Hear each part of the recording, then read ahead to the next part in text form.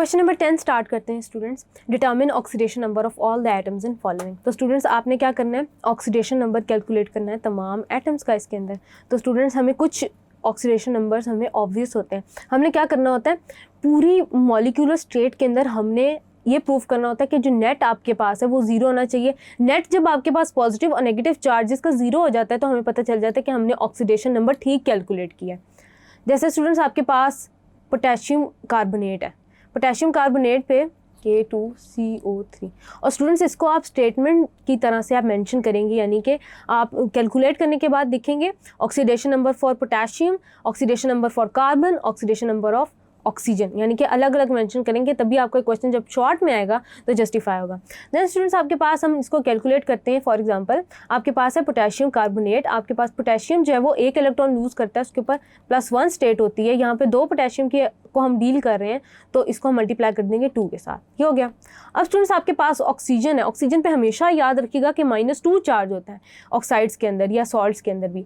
-2 को हम मल्टीप्लाई कर देंगे 3 के साथ, आपके पास आ गया -6। अब स्टूडेंट्स ऑब्वियस है कि -6 चार्ज आपके पास नेगेटिव एंटिटीज़ के ऊपर है, तो आपके पास पोटेशियम और कार्बन पे इकट्ठा पॉजिटिव चार्ज होगा जो कि इक्वेट कर रहा होगा with the negative charge on that of oxygen. तो स्टूडेंट्स आपके पास +2 चार्ज ये हो गया, -6 ये हो गया। इट मीन्स के आपके पास कार्बन पे +4 चार्ज होगा, दोनों को जब आप ऐड करेंगे तो +6 -6, यहाँ से हमें क्लियर हो जाएगा क्योंकि नेट 0 आएगा, तो यहाँ से हमें क्लियर हो जाएगा कि हमने ऑक्सीडेशन नंबर ठीक कैलकुलेट किया।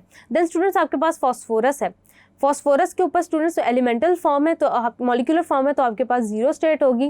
देन स्टूडेंट्स आपके पास ज़ीनोन टेट्राफ्लोराइड है। स्टूडेंट्स ये भी आपको याद रखना पड़ेगा कि आपके पास जो फ्लोरीन है, अगर स्टूडेंट्स आपको फॉर एग्जांपल ना याद आए किसी एलिमेंट के लिए तो आप क्या करेंगे कि उसकी इलेक्ट्रॉनिक कॉन्फ़िगरेशन लिख लेंगे। अगर याद होगी आपको, लिखेंगे तो आपको पता चल जाएगा कि उसने कितने इलेक्ट्रॉन्स लूज या गेन करने हैं, उसका अंदाज़ा लगा के भी आप कैलकुलेट कर सकते हैं।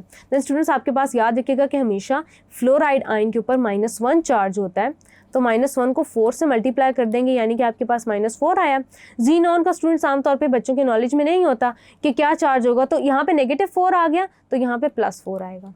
देन इसको आप स्टेटमेंट की फॉर्म में लिख देंगे। देन स्टूडेंट्स आपके पास F2O है, F2O है मतलब यहाँ पे आपके पास ऑक्सीजन पे हमेशा नेगेटिव चार्ज ही होगा, ये -2 हो गया, -2 हो गया। इट मीन्स कि आपके पास फ्लोरीन के ऊपर +1 चार्ज है, 2 से मल्टीप्लाई करेंगे तो +2 हो जाएगा।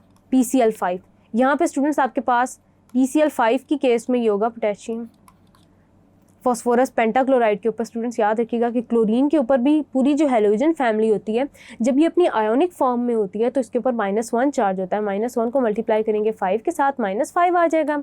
यहाँ पे आपके पास फॉस्फोरस के ऊपर +5 चार्ज आएगा, ये हो गया, आपके पास नेट 0 हो गया। देन स्टूडेंट्स आपके पास आ जाता है अमोनिया।